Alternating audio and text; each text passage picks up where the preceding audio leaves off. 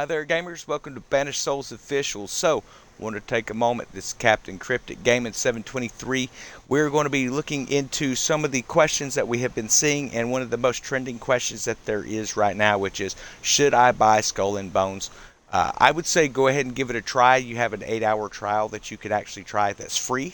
That's going to be on PlayStation Store, Xbox Store, even on your Ubisoft accounts, guys. So you're going to be able to try this game for 8 hours to decide if it's for you or not. Now, this is an MMORPG. For those of you who don't know what that means, each ship type is going to be like a different class of a warrior in a typical RPG. So you're going to have some that are focused more toward tanking. You're going to have some that are focused toward DPS. You're going to have some that are focused on, looking at like the magic spellcasters and stuff like that, the elemental effects. You also have ships that based off of that as well. Very cool. Your character is basically an avatar to interact on the island. Now, you're not going to have any of the flintlocks into sword play that you're going to have on, say, Black Flag.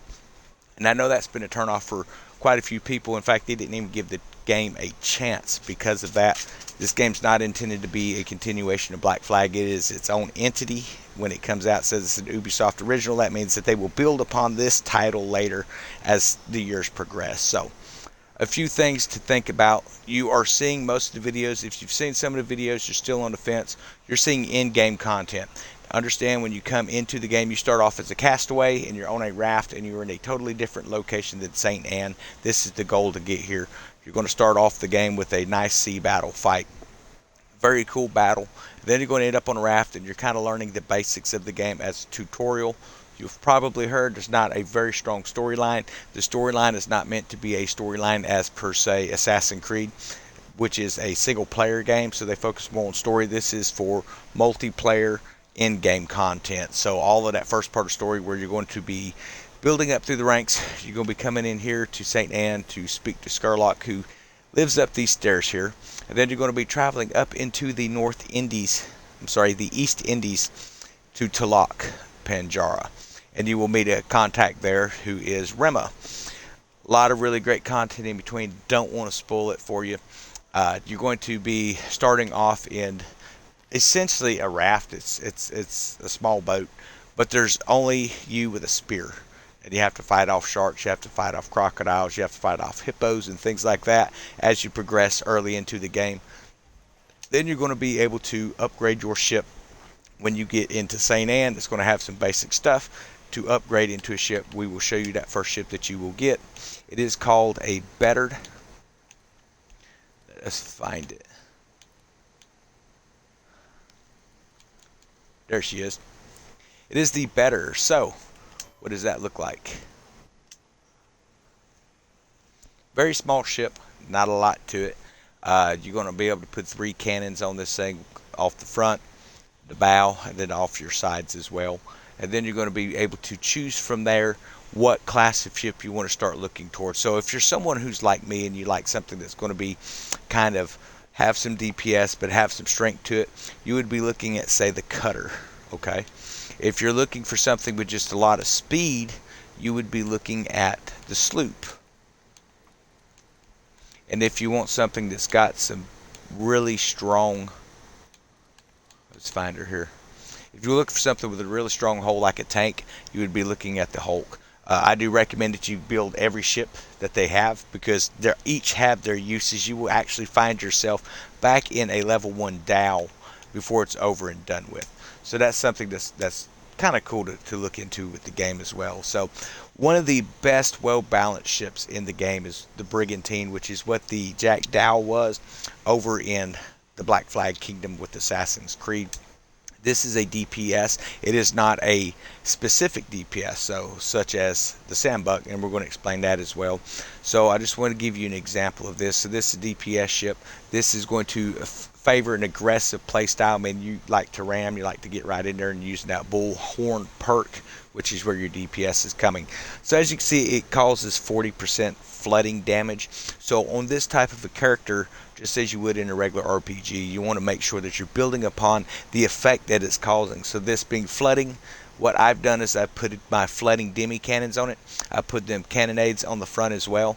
That way we can shoot a little further off the front, it has the tsunami effect. And as we come around, we can hit them with the flooding demis on the side and finish those off with our basilisks on the back for ripping those sails out. So that's kind of way I've set this ship up here. Now, if you're more of a up close and you like the elemental type effect, this sandbuck ship is one of my favorites. In fact, this is probably the ship I use the most. Favors DPS, aggressive style. It deals an additional 5,000 burning damage when you apply what's called the ablaze effect.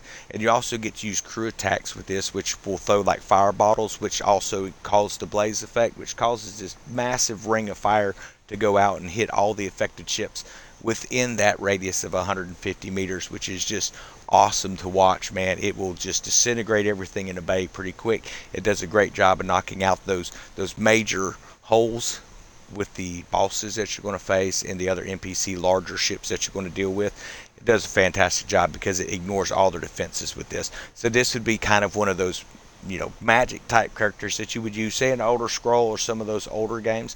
So really cool effect there. Now maybe you're thinking, yes, but I am a tank person. I like to tank. That's all I care about doing. So they have a ship for you in here too, guys. It is called the Snow. So this is a specialized bracing against incoming damage. Tank excels in defense. You can key that up with the right types of armor. So for me, I like to use a nice, really strong brace tank, which is using that Ouroboros armor with a water tank feature. So think about you're building your character and you're putting cosmetic pieces on that have different things to boost. That's what you're doing when you're arming your ship and when you're setting up your defenses and your armor and all your furnitures and stuff in this game. So it's going to have a lot of stuff where you go into depth. So one of the biggest things people are saying that they don't like the grind. Well, that is the definition of an RPG game, and the ones with the longest grinds are the one that last the longest in the gaming community. So I think they've actually done a pretty good job with it. In fact, some things I think that the grind should be just a little bit harder. So, but that's just my opinion on that. Now you may be thinking, okay, well, I like to be a healer. That's all I ever do is I work as a healer. Well, guess what, man? They have you covered as well. Now understand, these are the ships they have out now. They're going to be including more. I didn't build a sloop up here. I may go build one just to play around with it a little bit, but I didn't see a need at the time because resources are tight when you first start off as a small character.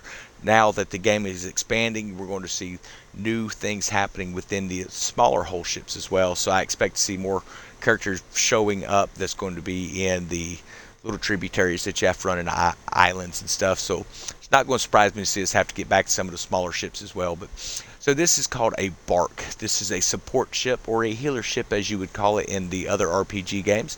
It's specialized in aiding friendly ships. Support excels in providing assists that can help turn the tide of a battle. So one of the cool things about this ship is it has a base that doesn't matter what you do to it, how you set it up. We have mine set up as a battle bark, means I am in there fighting, but I'm also healing the people around me with a status heal effect. It gives 200 health per second to every surrounded ship that's a friendly. Now understand, if you're playing in PvP, not in PvE, you're going to be dealing with a situation where you're not going to heal your friends if they're in different groups. It's only going to heal the exact group that you're scheduled with, which is you and 2 other people.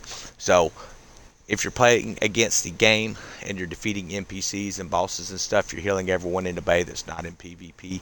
If you are in PvP, you're only healing your actual guys. And you do have friendly fire in this game. It's not like most where you can't hurt somebody if they're on your team. You got to watch what you're doing.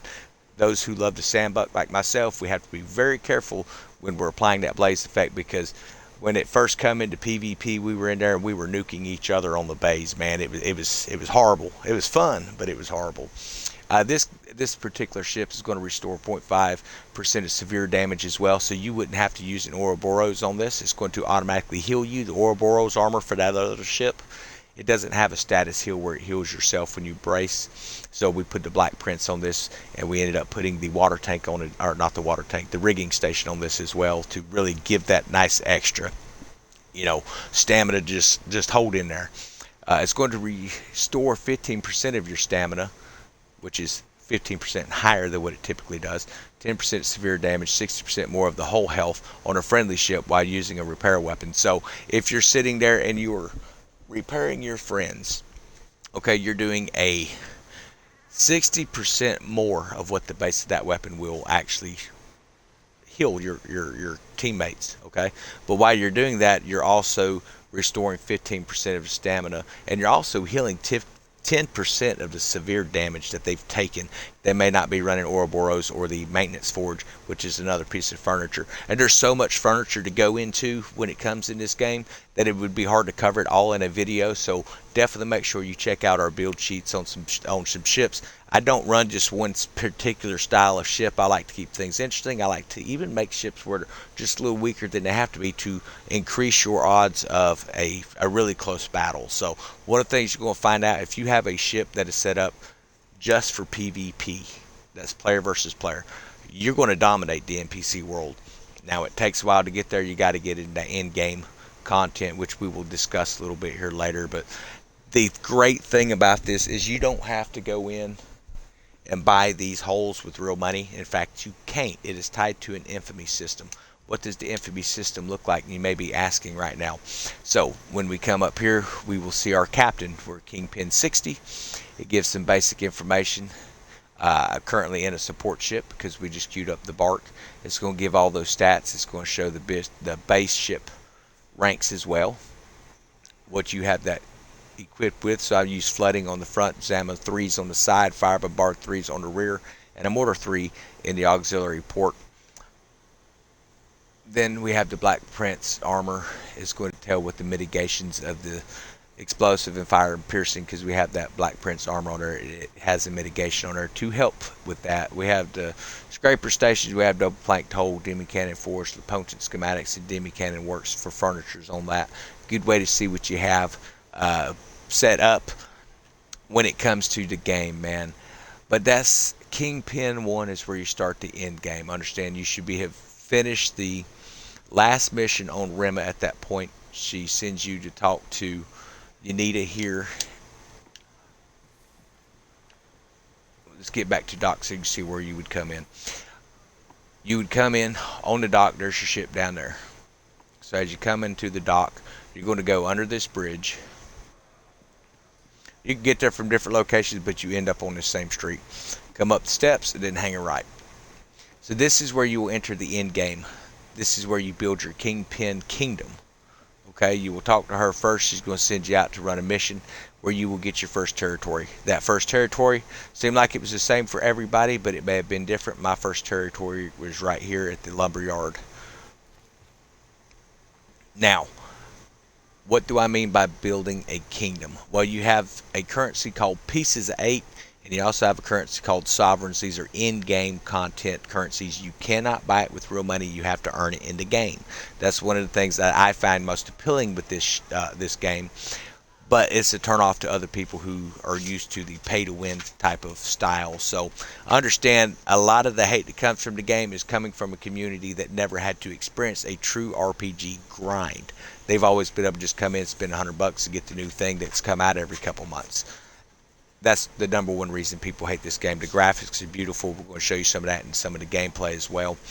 But here is my kingdom currently. So this is the Red Isle. This is the area where you start most of your missions are going to be at. And you end up plundering these little bases as the time goes.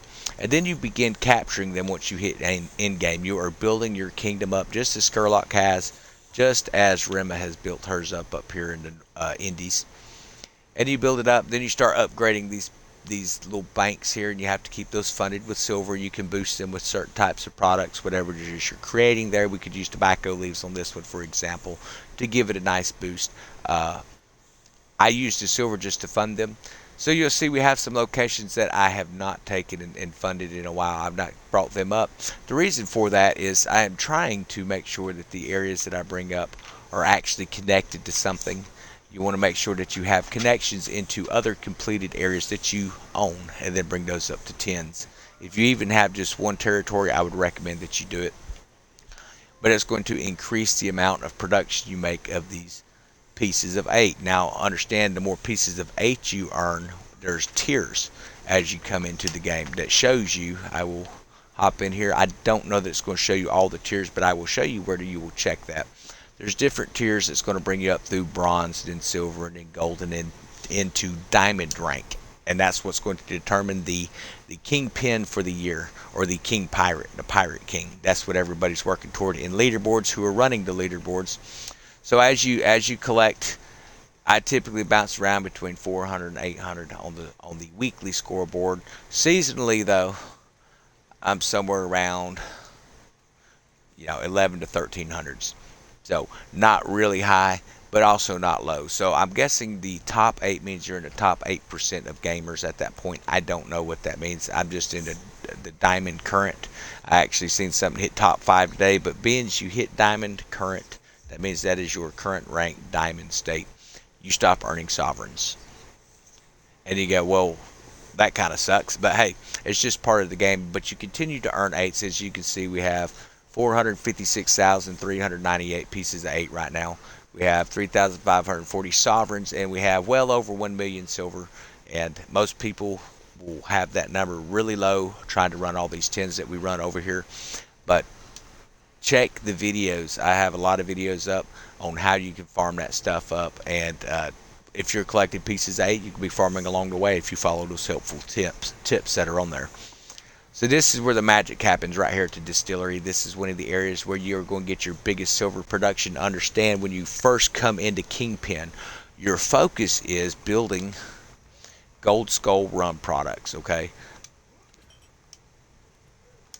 But to get to the Gold Skull, you have to first build White Skull, which is built with sugar cane.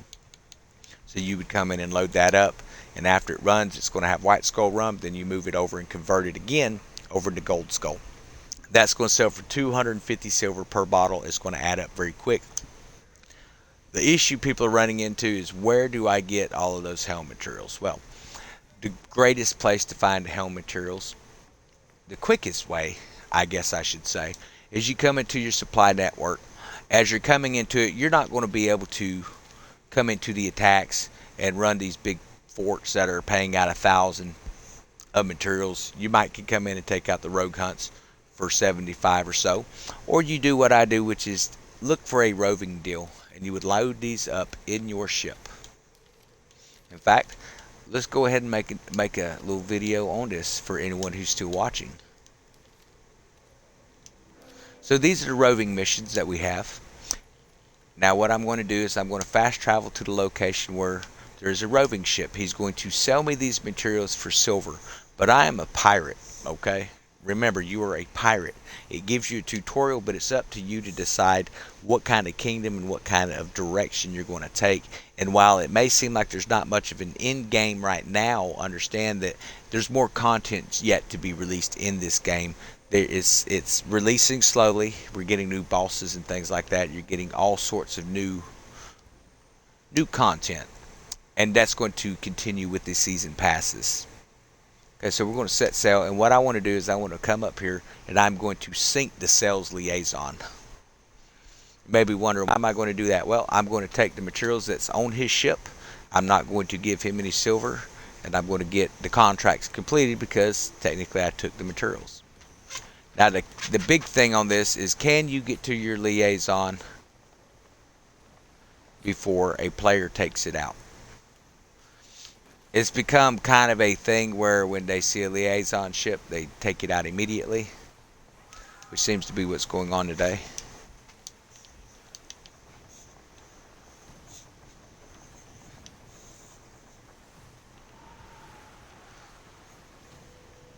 So I'm not seeing the liaison yet. Oh, there's a ship. Let's check him out. Nope. So there are probably a lot of people pulling this. We had the rogue dude running around and shooting everything. But you would see a ship here and you would blow it up, sink it to the ground. It could take a little bit for it to respawn in.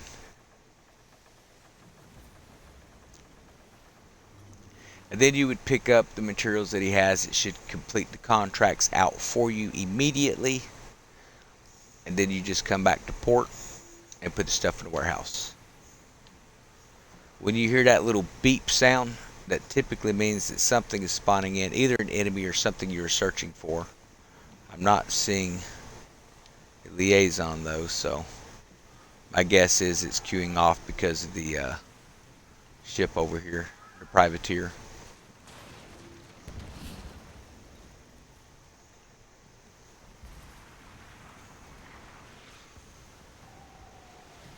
Now, a couple ways you can farm silver is you want to take a lot of the delivery contracts delivering to Gold Skull, and you would come up to this area and just fight all of the helm ships that come in, and they all drop raw resources as well. We have a couple videos up on that. That's going to give you those sugar cane, the poppy, the tobacco leaves, and the juniper berries that you need to build those Gold Skull products. I was hoping that we could have got a helm ship, but right now this is a heavily trafficked area, so we're just going to disembark.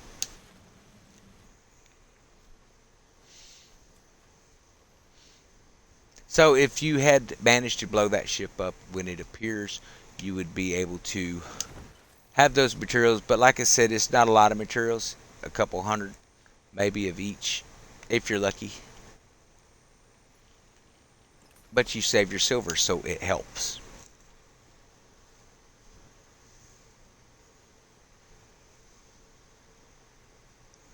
While we load in here, I wanted to show you where to pick up those other farming contracts. This is the way I farm right now. Now, honestly, today I've just been farming the Roadman Godins. That's the new red ghost ship. Man, that's a lot of fun. And you get a lot of materials from that stuff, but none of them are helm materials. It's just commodities you can sell. Your biggest money is coming from helm materials here. So let's say you have reached end game and you want to do just some mild farming. You don't want to get too crazy, but you got to get some 8s, and you're kind of bored getting 8s. So you're going to come in here to interact. And you're going to pick up, I like the delivery missions with the rover. You'd pick up, one or two of these, or you can fill them all up is the way I do it. And I just fight my way across the ship, across the map with my ship. And then eventually I reach the southern basin where I can shoot the liaison instead of actually delivering any product. I just shoot him and take the pieces of 8s that he's carrying.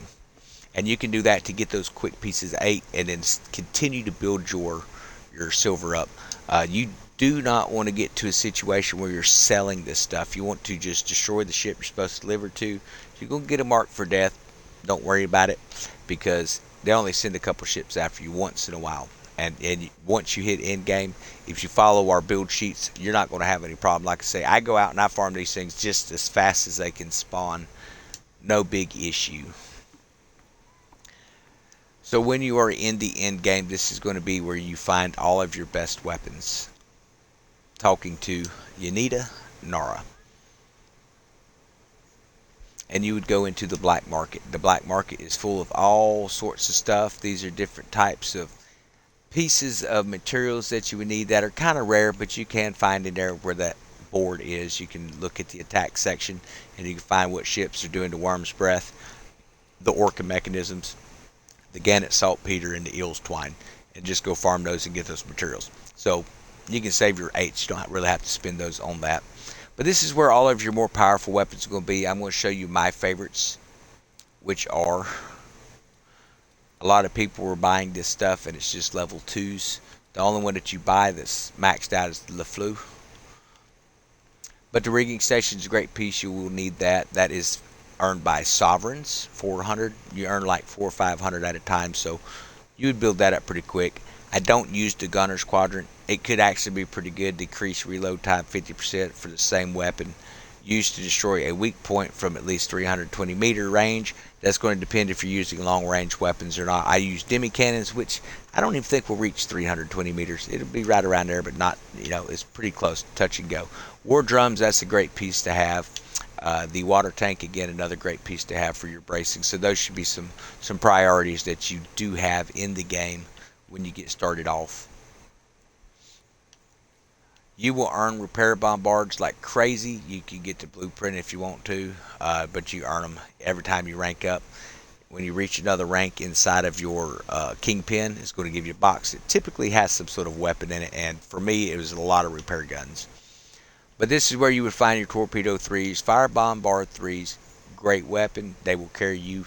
So far, they can carry you everywhere. I always have a set on the rear of my ship. It's great to knock someone off for your hiney, whether it's an NPC or a PvP player.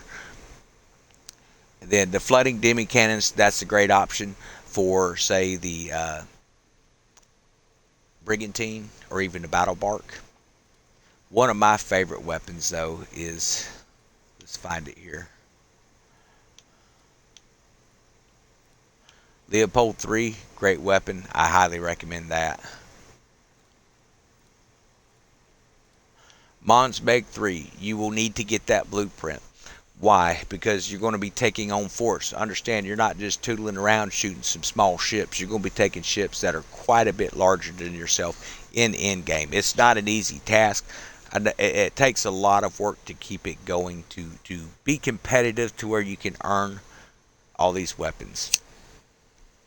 And you could possibly get it to drop in some sort of a fancy chest.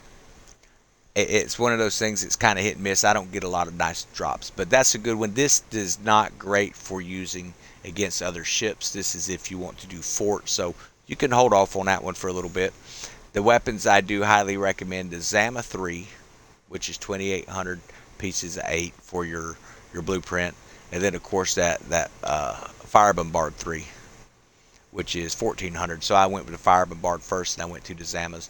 Great stuff. Now, if you're looking for one of the top tier DPS ships in the game, that Sambuck that I was telling you that has that radius effect that sends out that fire blast to catch other ships on fire, the Sambuck is amazing for that. It is the weakest hull in class, but it is the strongest shooter in class, and you can do some things to boost that up. And again, check out our Sambuck videos.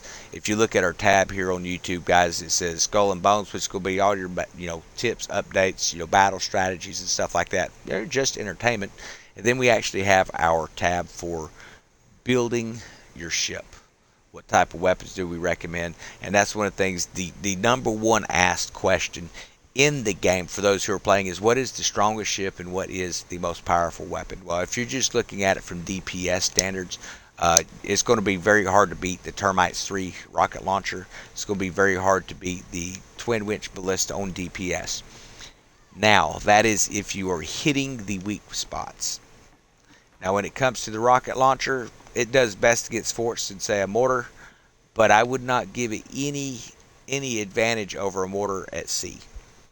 The reason for that is these ships are traveling, especially if it's brigantines, 18 to 21 knots if they're using the water barrels, which gives you extra speed for just so much time, extra stamina and stuff. So you got to kind of watch that. Me personally, most of the battles I do is going to be some kind of a boss, or if we go PvP, the first place I'm taking you is straight into the storm. Why do I go straight into the storm is what I've been asked several times. Well, most people use a long-range weapon. When you have lightning and you have rogue waves and you have high waves and you have low valleys, it's very hard to hit with the quick motion that's happening in the sea battles with a long-range weapon, which is where those demi cannons I was telling you about come into effect. So the enhanced demi cannons, Zama 3s, amazing weapons to fire up, man. I love them. And then, of course, there is the demi cannon 4s. There's the flooding cannons, the Basilisk 3s. I mean, there's just so much to go with when you have your weapons in here. Yeah, so there's our flooding 3s. They do an amazing job, 20% of damage with flooding damage. I run those with my brigantine because it has that hook on it as well. And that's where a lot of the furnitures, but you're going to find all sorts of weapons. I guess I could flip through there so you can kind of see what exactly they have. So when it comes to your cannons, these are your shorter range, okay? These are going to be your bombards and your long guns, things that have a little more range to them. And of course torpedoes as well. I'm not a fan of torpedoes personally. The main reason for it is they're just so slow. I dodge around them, so why would I want to risk missing when I shoot, Then of course you have your auxiliary weapons, which are going to be mortars and rockets as of right now. And then you have your bow weapons. These are specifically used on the bow of the ship. It cannot be used anywhere else. So you have these ballistas, you have enhanced ballistas, your sea fires, which would be like Greek fire and stuff, blue spectre fires. I'm not a big fan of the sea fire weapons. The reason for it is 125 meters range. It's very rare to get something that close, and I can get 4 or 5 shots in with a good demi cannon and just send you to the bottom of the bay, man, before you even got in range with this. I don't know how many PvP players I have seen come flying against you with this thing and just get smoked. Now, for PvE, playing against the NPCs, great weapon to have. And again, the ballista, it is the twin winch ballista. It does 5,162 damage. Then you have the Great Spring All 3 that does 2,952 damage. It's going to give these draws. It's going to give you tearing, which works great to knock down cells. That's why a lot of people use it, so they can hit those cells. But I want to take you on a little voyage real quick to show you why I don't use long-range cannons. And to do this video, I think we will use my favorite ship, the Sandbuck. Now, I've been moving stuff around in here, checking videos. I need to make sure that I have not lost any of my weaponry. It looks like we still have all of our cannonballs. We still have all of our repair kits. And then, of course, we'll make sure our weapons are all still up into effect. Okay. We are looking good there. So here's what we're going to do. I'm going to show you a prime example of why I personally don't like long-range weapons. Understand, when you are in a PvP situation, you want to make sure that they're coming to you. Don't get stuck chasing behind that ship. Every PvP guy out there has put a Skurlock Long 9 that is going to destroy your mast. And they're going to keep destroying your mast, and then their players are going to swarm in. Their buddies that's in the team that you weren't aware of, they're going to swarm in on each side of you and board you real quick. If they destroy your mast, you're at your most vulnerable, because he can come up next to you and board your ship. Once that happens, game over. They're going to take all of your food and any kind of commodity items you have. They will not be able to touch your repair kits or your cannonballs, thankfully, as of yet. So I will show you where I go when I do PvP. I will always start over in this vicinity where we just were, right around here. This is just one massive storm cell. So you want to stay close if you're running that PvP flag. You want to be near a PvP zone that best suits your playing ability. So for me, that is close up, and I like to make sure that you're not going to have as good of a chance to hit me. So as we progress in the storm, they had changed some of the dynamics that I hope that they bring back into the game that they had early on in some of the early beta tests over the last few years. You would be coming out here, and of course you would get raised up off the ocean, and we have a plague ship. We have to deal with this real quick. I don't think I'm carrying heads, but it doesn't seem to matter.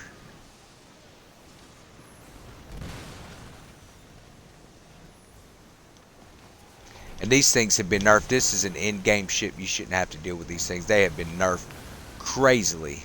Or buffed, I should say. Not nerfed. They buffed these things up with the last update. It's been insane.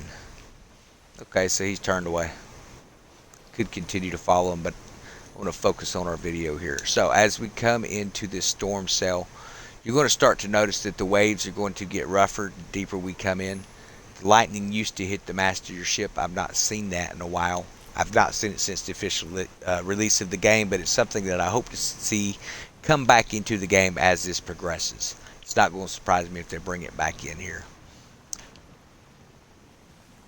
So this may seem like a small style ship to have out here, but let me tell you, it is one of the best steering ships for this type of battle. When you start getting to the brigantines, it's easy for them to get turned around. They don't have a sharper steering as these little snubbier ships, so a little stubby ship. So I highly recommend that you do it. Let's see where we're at. I want to make sure we come up into the heart of the storm. So we're just at the edge right now. We've not really got up into the nitty gritty. But as you can see, the way that the ship is rising and lowering, and you can just change the direction to make it shallow and make it steep coming down, it's going to be hard pressed to hit you with those long range weapons. And because they're going to be getting turned around in between these waves, you're going to be able to come back around, kick this thing in high gear. You're going to have a lot better stamina. We do have a rogue wave forming behind us. If we can allow it to carry us from the back forward, we can actually get that speed. I don't think it's going to come our direction. Looks like it's going to the side. But you'd be coming in here, riding the waves, coming at another player. I'm hoping that they put an enemy ship in, but I'm not seeing any ships right now. But like I'm saying, I think you get the point at this point, that it is to give a sudden rise and a sudden drop to your ship versus coming out on flat water, where they're going to be able to nail every single shot. make it difficult on them. Don't chase behind a ship. Understand they're going to have a great spring wall or the double winch ballista on the front that's going to shoot about it says 1 second, but understand for them to get the maximum effect, they're going to have to hold it for at least 3 seconds. So there's a 3-second reload on it. And when you're coming in, come in at them in this type of a direction so your ship is up and down in the air. It's going to make it harder for them to hit you. They might hit the actual ship, but they're not going to take those sails out. And they're going to have to deal with the rogue waves and getting battered themselves. Great battle strategy, I think. But if you're on the fence, man, and you're trying to decide whether or not you like this game, if you liked Elder Scrolls, you know how they've released new areas and stuff like that slowly into the game. That's what this game is looking to do. It's going to be introducing new elements. It's going to be opening up more elements of the maps. We still have this northern section that was reported when you cross into it will be having a PvPvE area where it's basically down here, but right now you have to raise a flag in order to be attacked or attack people. Both flags have to be in PvP on. Up in that area, anything's game. So that's when the game's really going to start adding some attributes. It looks like sometime around Season 3, Season 4. They've not come straight out with the exact timing of that, but it is coming. So that's going to be great. We're getting a lot of really cool bosses and stuff. So we've got this boss over here.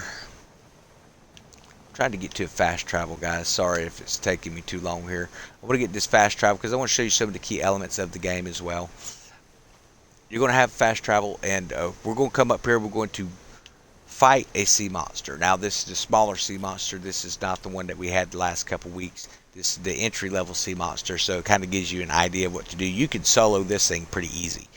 Now, the other one, you can solo it, but it's going to take you a while, and you're probably going to end up dying a few times. But then you also have ghost ships that'll be located down here off of Obelete. And then you have what is called the Road Mangoden, which is the red ghost ship, or the red lunar goddess, or whatever they call it, which has currently been spawning up here with the contract. And the contract's free. You get one every day. Doesn't mean you can only fight it once per day. Go up there, wait around. Someone's liable to log in with the contract to fight it, and you get to fight and get some more stuff. You're going to get about 10 to 11 of those gold chests, the mystery chest that has really good items in it. You'll get those there. You can open them up. You might get cosmetics. You might get some really good weapons and stuff for your ship as well. So definitely something to look at. So I believe this is Lenitra. Yes, it is. So I think it is. Yeah, so from the deep, this is where you would get your contract for running the sea monster. We're going to load it up. I'm also going to go ahead and cancel these contracts just so I'm not dealing with any unexpected guests along the way.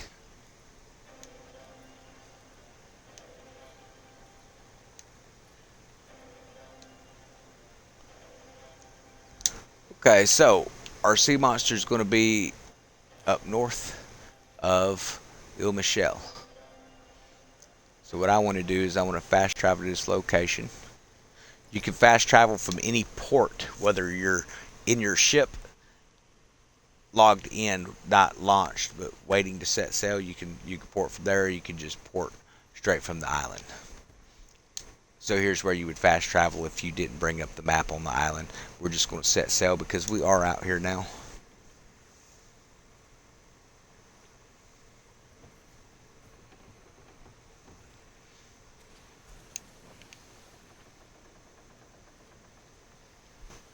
But understand there is a storyline that's teaching you how to play the game as you go. It's showing you different attributes, battle tactics, and things like that that you can come up with as well. So it's basically a tutorial. It's not a storyline as per se running an Assassin's Creed game. It's based on a naval MMORPG is what this game is about. You do have a character icon as a captain that you can do what you want to with cosmetics. And that's the thing, you can earn cosmetics. You can buy cosmetics if you wanted to. I just stick with what you can earn in the game because they're always pretty cool. And then you're going to earn those gold pieces in the season pass. It's called a smuggler pass, but it's a seasonal pass that comes out every 3 months. New pass will start. They last 12 weeks each. You get the pass for free. If you want to get the extra cosmetic pieces, then yes, you have to buy, the advanced pass. But that's up to you if you want to do that. Me personally, I think they have enough stuff in game to bring that on.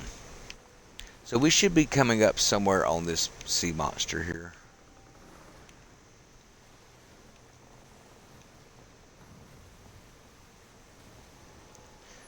One of the things you'll notice is if you're in a server with a lot of the in-game guys, we're just going through and we're just farming XP anywhere we can. We're enjoying the game. We're going back, reliving some of our first moments of the game that were so cool. So this will be your first glimpse of the sea monster. We could have looked at him from the crow's nest, but I figured the periscope would give us a better view.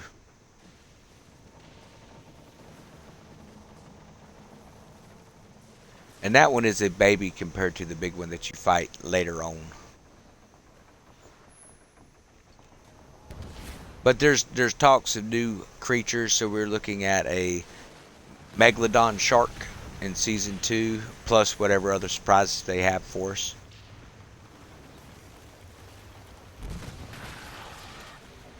So it's on now. Once you hit him, you want to aim for his head, especially when he breaches towards you. So when he dives, you want to make sure that you're looking around your ship for water to boil, which is more or less the bigger one. This one here kind of comes straight at you and then jumps. He's not too hard to beat.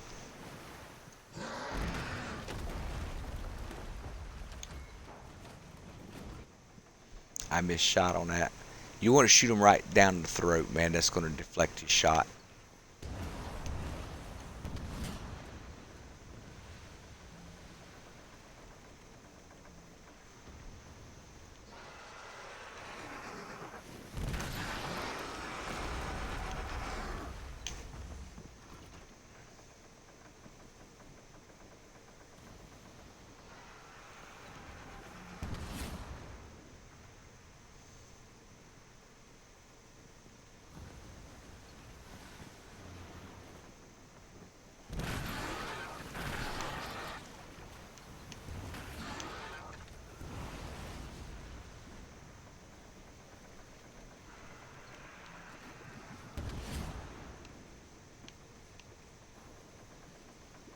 So a great tactic, you can actually set a mortar in close as he's getting close on you.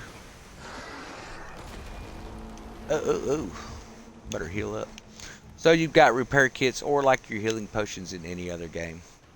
We actually could have took this guy out with a flamethrower really quick. I'm just making it so you can see what you're going to be facing coming into the game and building your ships for what it is that you're intending to do.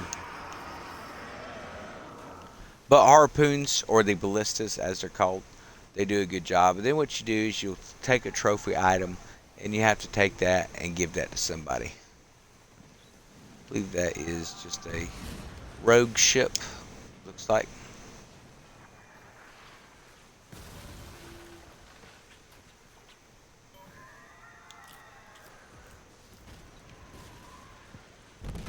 I think he's too far away. So that is the downfall on a Zama. But one of the cool things about these bombards is just get it close and it's going to do some damage. And then of course you can follow up with a mortar and finish them off. But as you sink ships, you can take and collect their materials just like you can in Black Flag. There's a lot of similar aspects. If you remember playing Black Flag, if not, go back to it. When you're aiming in that game, you don't get free range of motion. You actually have to let off your sight in order to switch the side of the deck you're shooting from. So they've really increased that. The mortars seem like they work very well. More variety of firepower that you can pick in game as well. You have stuff that's specialized for doing hull damage. You have stuff that's specialized in doing castle damage. You have things that are specialized, and we have an aggro here, so you cannot enter a port as long as you're aggroed. It's probably those ships I was messing with earlier. Yeah, we must have missed them. You just have to wait for them to come.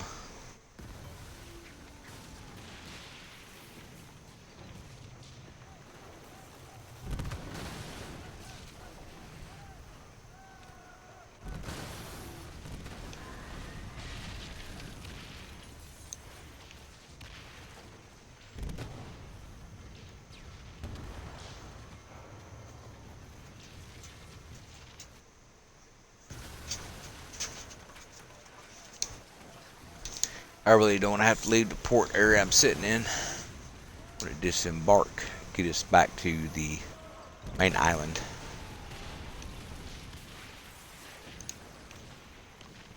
Okay, so it's got that. Now we can disembark. Now you can travel down the old-fashioned way and just go down, and that's the way you're probably going to start off traveling in this game. You don't want to be spending a lot of your silver until you have the silver to spend, because everything from purchasing your blueprint or whatever in game, you're going to need to get that silver, which is very easy. Just farm the ships around you and check the shipwrecks. You will be able to open up shipwreck cargoes and stuff just coming along the aisles there, and there are plenty of shipwrecks as you come along. Okay, so we'd take this contract and we would drop it off to the person we picked it up at. Sometimes it gives a different drop-off location that's for you to look at, but it's very reminiscent of those early on MMORPGs that I loved and have been waiting for something to come back out. While Elder Scroll was fun for a while, I think it's time that they start restructuring and come up with a new online game over there. Personally, it's one of those things where you got to get that fresh content and the new smooth graphics and stuff that they have. So definitely hoping they come out with something like that later as well. But this has been a great alternative to that. But I hope this game is this gameplay, I hope that it's kind of opened your eyes to what Skull and Bones actually is. Understand there's so much stuff to do in here, just going around like you did in Black Flag farming ships. Hey, that's one of the greatest ways to get your silver and your supplies up. In fact, that's how you're going to open up new ships, is once you get the blueprint, you have to get the materials, and you can go get raw materials, which is harvesting trees, certain types of trees, certain types of metals, and just different materials, or you can sink the ships that carry it. And that's the way that I went with the game. I don't like buying stuff. Like I said, it's a pirate game. I try to stay true to the character if I can. But I hope this video has kind of inspired you, whether or not it's something that you want to do or not. Understand, ships are not going to destroy as easily as you're starting off, as you've seen in the video. You're going to have to work for it. It's going to be hard. It's at times going to make you take a break. That is just part of it. When you get to those types of points, you need to look at, okay, can you upgrade something on the ship, whether it's the weapons or the armor? And the answer is always going to be yes. And you're going to have to go and farm those materials up just as you did in the past. Back up, build your character up, and then proceed into the next level. And that's basically what this game is reminiscent of. I love it. It's been an amazing game for me. I'm looking forward to getting a lot more hours of gameplay. I've been playing this thing since, not including the closed betas over the last several years of technical tests. This has been since the open beta, man. We come straight into it, open beta, and been playing it straight through ever since. And every day we're on here. When I say we, I'm referring to a Discord group. We do have a Discord group, Banished Souls Official, that you can join if you're looking for a group of people to join. Understand, we're not going to be griefing each other and things like that. We work as a team. We always help. We fight as a team as well. So some people don't like the aspect of if you go against one, you go against all.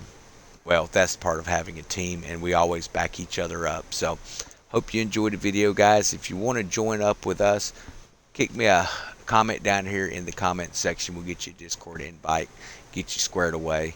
We have right at 300 active members now, so it's been a blast over there. We'll talk to you later.